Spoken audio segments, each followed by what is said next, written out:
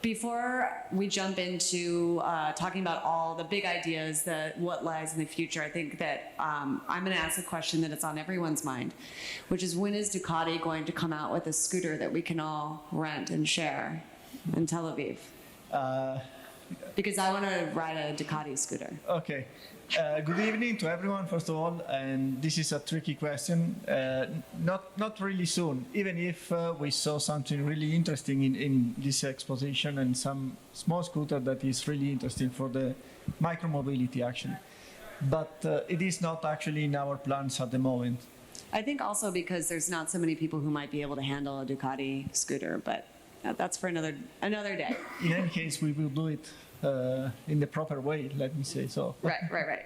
Well, so we're here to talk about big ideas, and I think that to maybe make it more realistic, I'm going to ask what the next big opportunities are, and I'm going to start with Dorman and kind of work my way down the line. And what are the next big opportunities? And I hope that there's some investors or potential entrepreneurs in here, because he's about to give you a bunch of free ideas. So please. So from my perspective, I did the first 20 years of my career in Silicon Valley, the last 12 years working out of Oxford, England. And I've been coming to Israel now. This is my 15th or 16th trip to Israel. I flipping love coming to this environment, because Israel is Silicon Valley on steroids. And that is just true. If I were going to write a book someday about Israel, that's the title. At Frost & Sullivan, I've had the privilege, and over the course of my 35-year career, I've had the privilege of focusing the last 20 years on the healthcare space. So I'm the senior-most guy, white-beard guy at Frost & Sullivan globally in healthcare. Over the last 10 years, I've had the privilege of running our Intelligent Mobility event in London, where we have every year a debate at the House of Lords. And then in the last 5 years, I've been focusing also on cybersecurity. That means coming to Israel, for me, I'm like a kid in a candy store, because those are the three great sectors that I see. The reason I sit on this panel is that increasingly I look at what is emerging by the kind of questions that I get in terms of companies asking us to help demystify the future for them. And I've realized over the last couple of years that I have a huge number of primary automotive companies coming to us talking about the future of healthcare. And if you think about the future of healthcare and the future of automotive, the two sectors are converging. So in the automotive space, 40 years ago, a car was just a car. 25 years ago, a car became a computer on wheels. 5 to 10 years from now, a car will be a patient monitoring device on wheels, or even more intelligently, a wellness device on wheels. You go out that door and you see some of these booths, and you'll see what I'm talking about already emerging. And then when you look at healthcare, healthcare is in an unsustainable cost scenario, and so therefore technology and better understanding has to drive to the future. And so one of the holy grails in healthcare, in patient monitoring in particular, is the single view of the patient from the home to the hospital and everywhere in between. What is everywhere in between? The automotive space, the mobility space. And so these spaces are coming together. If you're an investor, you want to look at when megatrends and big industry trends coalesce to point the way to the future. And that's what I'm seeing based on clients coming to me and asking questions. Interesting. I've been part, by the way, to your event in London last time, and it's very interesting the way you speak with passion about this convergence. I'm representing Alstom, and I'm more focused on mass transit, collective solution, and healthcare is one topic to consider, not maybe exactly for the same reason as the one you voiced, but when you are in a public transport system with 10 people per square meter, health potential problems is part of the journey as well. And it's also not from the same angle, but it's also a topic that we are considering while we speak about collective mobility. And I hope I will have the opportunity to come back on some important words in the future of mobility. What could be collective or individual, could be public or private, could be on a dedicated infrastructure or open roads. And that is what I would be delighted to describe further if we have time to discuss about that.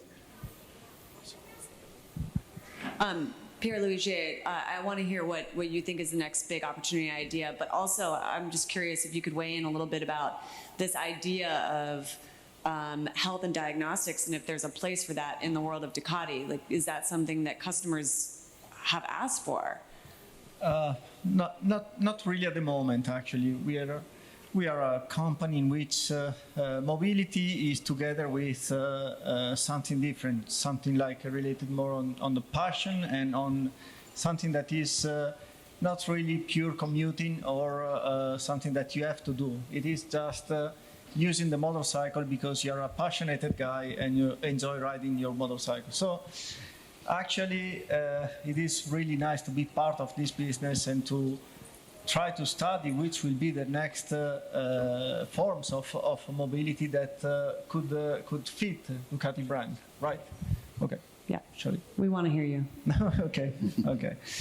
And in this scenario, we are actually evaluating a lot of different new technologies, and something is a bit related, or better, the most of them are related to increase the safety of our motorcycles and to enhance the riding pleasure of our customers, actually. So before I ask Mark a similar question about the health piece and if it belongs in trains, one thing we talked about a little bit earlier, Pierre-Luigi, is this idea of vehicle-to-vehicle communication, which is not a new idea, but what is kind of new is the idea of a motorcycle and a car communicating, and really to then potentially unlock some sort of automation that could prevent either the car hitting a motorcycle or the motorcycle avoiding being hit. Yeah. So give us an update, like how close are we to that? We are not. We are not so close, actually. You're being way too humble. Go ahead, you can brag. Yeah. Okay. So this is actually one of the main technologies that we are exploring at the moment, because we realize that one of the main reasons why there are accidents between a car and a motorcycle is due to the fact that the car driver is not realizing that the motorcycle is approaching. So many times the justification is just, I didn't see him.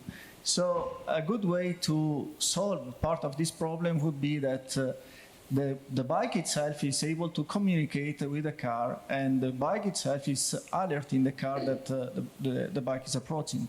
So at that point, the car can decide whether it is the case of an autonomous braking maneuver or at least alerting the driver.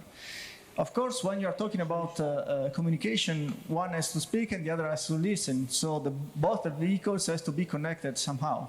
So at the moment, there is a huge potentiality in probably saving lives, but there is still a problem in communication. There is still something to be defined about the standard of communication. There is no regulation at the moment that is putting this kind of content as a mandatory for homologation, for example. So we are ready with the technology. We did plenty of investigation about this, but unfortunately there is not a minimum diffusion to make it useful and really effective. Mark, I'm wondering, I have a bunch of questions for you, but the first one, I am curious if you see any opportunity or interest in this idea that Dorman was talking about, which is bringing health diagnostics, digital health into trains. Is that something that you've even talked about or discussed, or maybe there are some other innovations that you're looking at? We are looking to a lot of innovations, but in this specific domain, what we are looking at are how to, within a public environment, which is the case of a train, to develop materials, as an example, that may not attract potential bacteria or things like that. So it's not an individually focused approach as it could be in a car. It's much more to avoid that the concentration of individuals creates potential damage on each of them. So that is more the angle we do have. While Dormant is more looking, I would say, forward, considering that the car tomorrow will be just a vehicle in which the person in it, those who are driver today, will have nothing to do within the car, and the car therefore will be in capacity to take care about them and to maybe provide some diagnosis capabilities and so on, which is not at all what we envisage within the train. But we are also interested in those cars that will move on their own, the so-called autonomous cars. It's not public, collective, guided systems, but what we are convinced about is that the fact that autonomous vehicles will emerge, we don't know exactly when, but one day it will come. What we could call robotaxi, i.e. a fully autonomous cars, L5 level for the specialists, which means that the car will be capable on its own to go wherever it is necessary. This will not happen as we could think today, i.e. it will not be an autonomous car that will be owned by individuals, that will not be useful anymore. And by the way, it corresponds to a very strong trends that drive mobility for the future, which is a shared notion. There's a lot of the travel which are today based on individual cars. In 20 years, 30 years from now, the vehicle will not be the property of individual anymore. And if you figure out this world with fully autonomous vehicle that will be able to arrive when you need them, you will call them with your app and they will come at home, they will drive you where you need to go, and then they will move to another trip.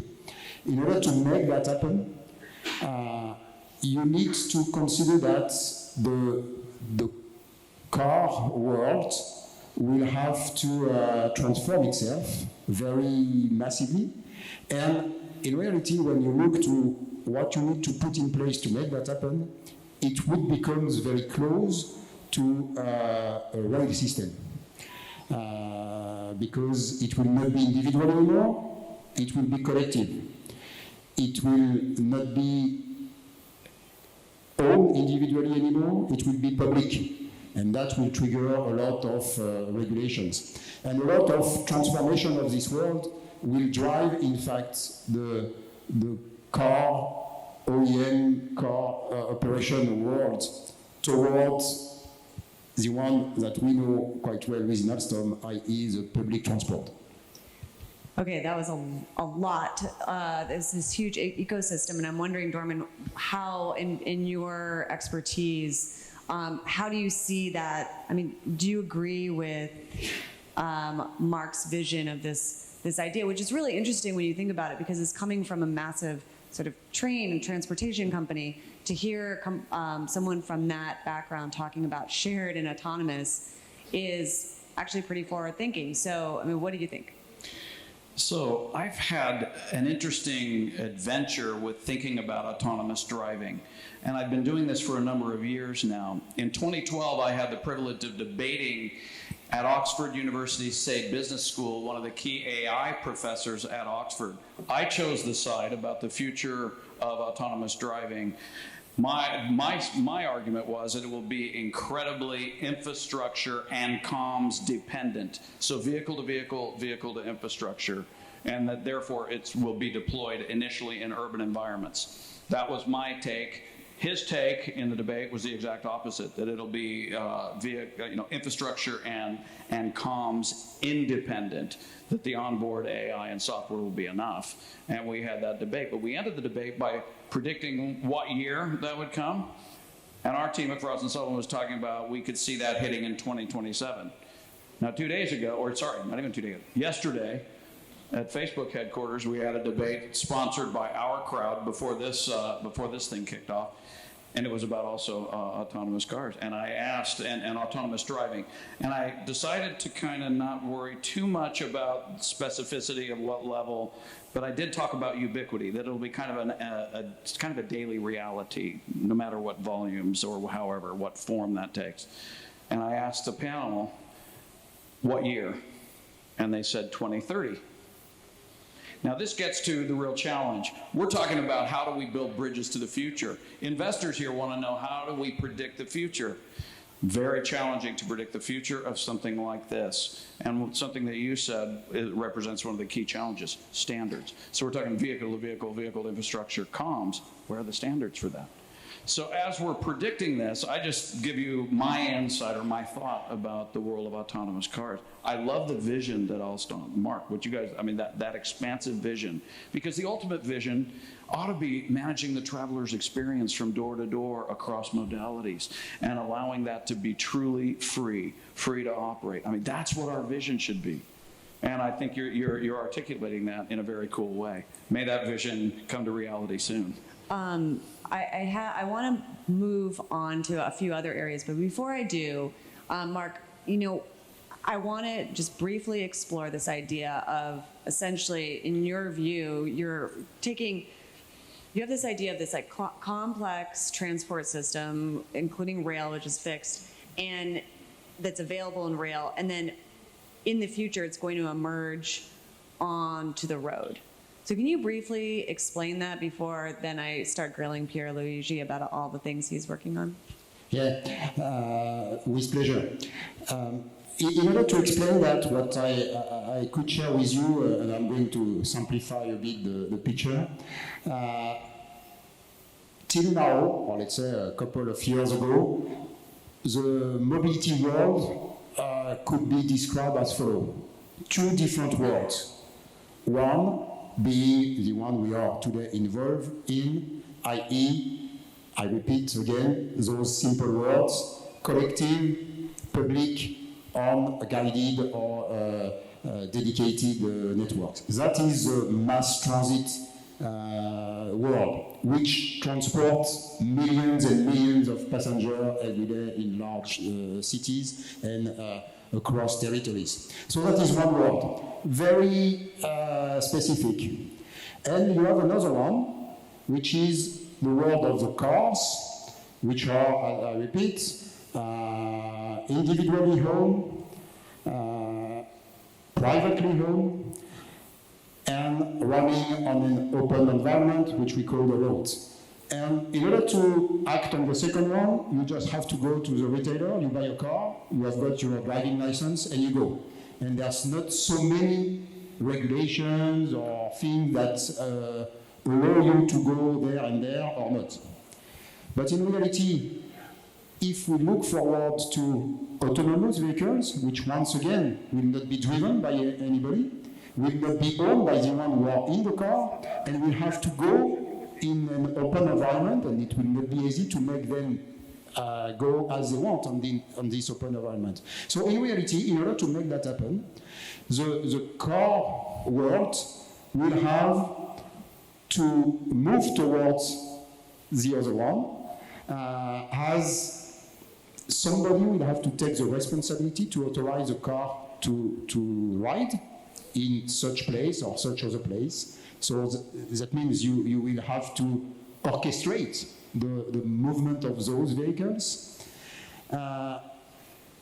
As you quoted the V2V communication or the V2I communication, is it going to be possible to think about a world by which all the vehicles or a lot of vehicles will be autonomous, and just thanks to the communication in between those vehicles, they will get the capability to move on their own everywhere?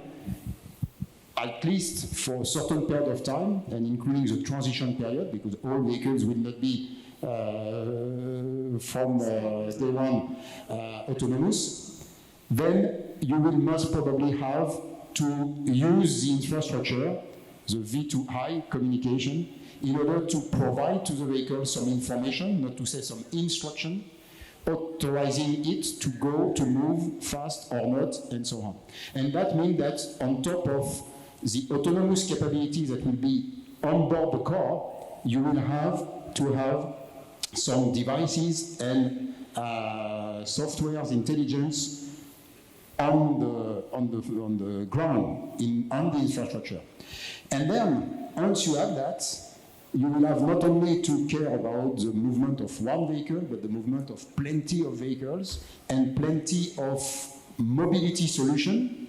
That could be a train, that could be a tram, that could be a bus, that could be a robotaxi, that could be a bicycle, that could be a motorcycle, thank you, that could be scooters or whatsoever.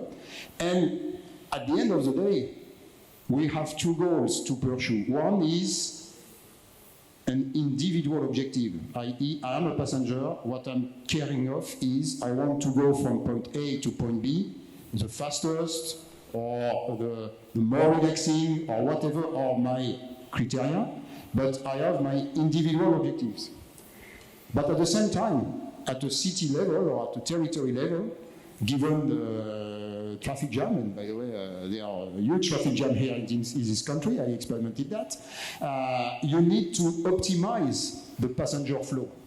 And that is key. It's not enough to get from a nice application what is the most optimized route to go from point E to point B. That is fine to optimize my own as a passenger case. But at the end of the day, in order to get efficiency, you need to get the optimized collective, which is not the same as the addition of the optimized for each individual. So, to make a long story short, the next layer will be regulation and supervision. So in order to make tomorrow's mobility, you will need autonomous on board, which is level 1. You will need infrastructure, which will be capable to dictate what the vehicle has to do. So it's the second layer. And you will have a third layer, which will be the overall supervision and regulation, all that in connection with the public transport authority that ultimately will have to dictate the whole mobility, as none of the vehicle will be privately owned and privately driven. Okay. Who is going Welcome to in the own future. who is going to own this sort of future of transportation vision that you laid out? And you cannot name Alstom. I mean, who or like either a region, a country, an economic body? I mean, what company potentially or place, is it going to be Silicon Valley, is it going to be Tel Aviv, can actually see this through? Because what you described is incredibly complex and all interconnected. So there will be different stakeholders. Some will provide the solution. Some will have to use the solution in order to orchestrate. So for me, the first answer I would like to share, it's this will not happen if the municipality, in the case of a city, or I don't know, a district, in the case of whatever space organization you may have, those bodies will have to take the lead to make it happen. If not, autonomous vehicle will emerge, but it will be very marginal. It will not address the massive overall mobility needs that the collective have. So the answer, my first answer is, it will have to be driven by an authority, which could be, or most probably will be a public authority. Then there will be players providing solution. Okay. And I know a good name for that. Pierre Ligier or Dorman, do you have an opinion as to like who might be able to? Is it Ducati? I mean, First of all, unfortunately, we are not working on autonomous Ducati, so this is the first. That was gonna be my next I have to question. say this. So it will take a while before we will see an autonomous Ducati, actually. What about, will I be able to hail my Ducati to come to me and then I can jump on it and ride it? But you can enjoy even going there and taking Ducati as well, so no, I keep enjoying riding my bikes, and I hope that even my son will do the same. So actually, this is a good question. We were discussing about standards before. So who has to set these standards? Normally it's European Union, for example, together with the Manufacturers Association that can start a discussion about which could be the best standard that could be used among different competitors, different OEMs. This is the normal way we set the standards. Maybe we should start, but in this case it is even more difficult because we have to take care of different categories. So you cannot only consider motorcycle manufacturers or car manufacturers. We have to consider train, cars, bus, bicycles, everything together. So maybe could be the European Union doing something like this, or the country itself in which you want to start with such a standard. Then probably once that one standard is strong enough to be defined in quite a big territory, then probably all the rest will follow, because the standard was defined, and then if you want to follow the market, you have to follow that standard as well. From my side, I'm going to take a middle road on this. I don't think it's necessarily going to be the EU standard. It could be. It could be a country-level standard, but what I would love to see is leadership emerge at a city level. I think you could see something like this happen at London. I think you could see something like this happen at Tel Aviv. I think you could see something like this happen at Copenhagen, New York maybe. The idea being that a city can move with greater agility potentially. I mean, some of the stuff that TfL does in London is fascinating to me. And I think a city could bring things together and maybe create that spark. You know, I first rode an EV, and an EV went from being a golf cart to seamless acceleration for me in 2010 with Shai Agassi in Better Place, which was a countrywide deployment. I just wish he'd focused on one city. See, I think a city could be the staging ground for this future, personally. Pierluigi, you actually mentioned that when we were talking earlier. I had asked you, your insights of coming to Israel and what you were seeing here. And we were talking about like advice and things like that. And the one thing that you said, which was interesting to me, because every Israeli startup I have spoken to, I've asked them, well, what's your strategy? And they say, well, we're a small country, so we immediately think global. But you actually told me the opposite of that. And it sort of goes to Dorman's point, which is you mentioned that you would like to see Tel Aviv maybe even as like a test bed, as becoming sort of like a prototype city in a way. Can you explain that? So thinking in the future, like what could Tel Aviv be in your mind?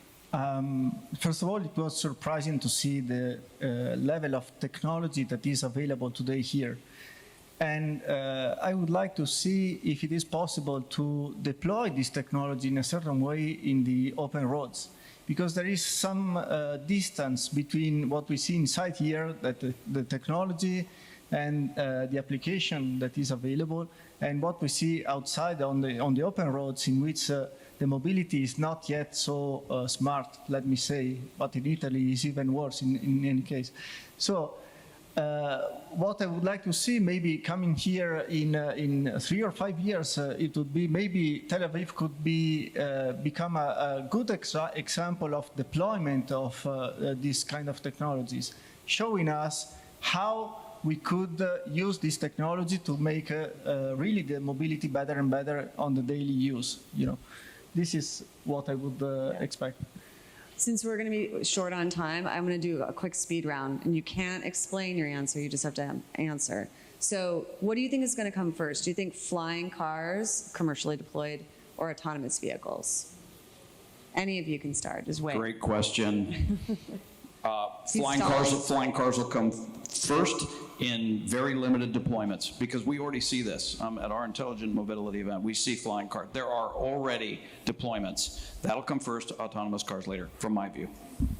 Marco Pierluigi?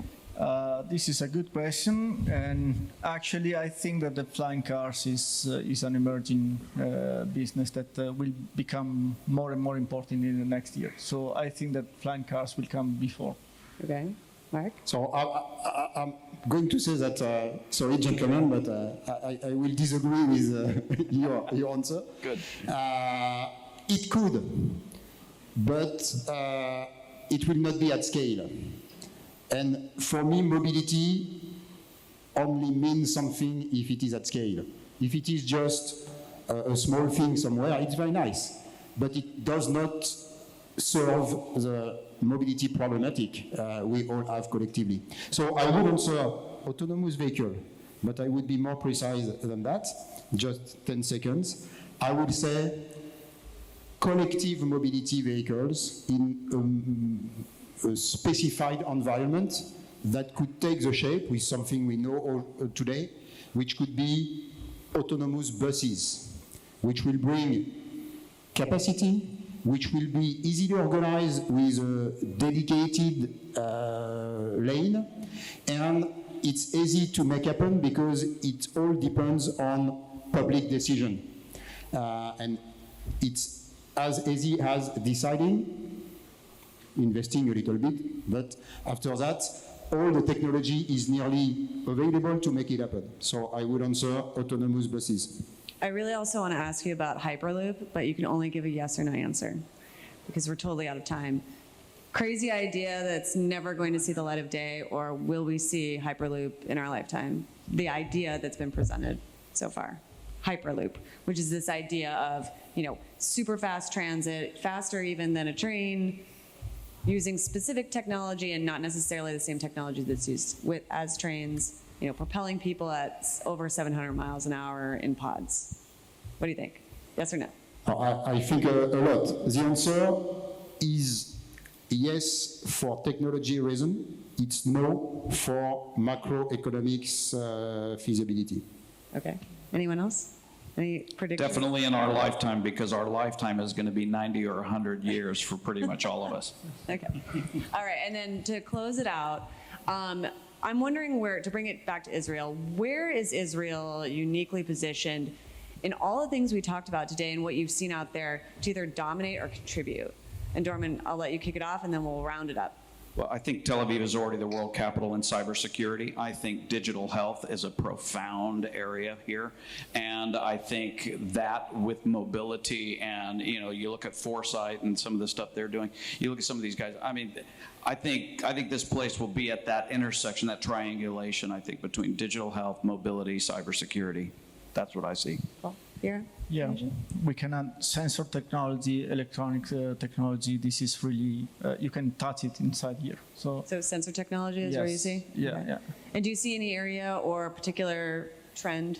Yeah, and I will not focus on technology or solution, but what I've been impressed by during that visit is the capacity the country has to be innovative, but more importantly, to be strongly and powerfully organized to make it happen, to make it known, and to make it used all across the world. It's a unique place where I've seen a so well-structured set of solutions to stimulate innovation, but more importantly, to make it known and to make it used across the borders. And that is very interesting. Great. Well, thank you so much. And I think hopefully next year we'll see maybe a shared Ducati scooter that also takes your health diagnostics and then maybe can drive for you. I don't know. That's the future, right? Maybe yes. Yes. And All right, maybe well, flying. I understood it will fly as well, huh? You said. Well, thank you so much. Thank you. Thank you. Thank you. Thank you.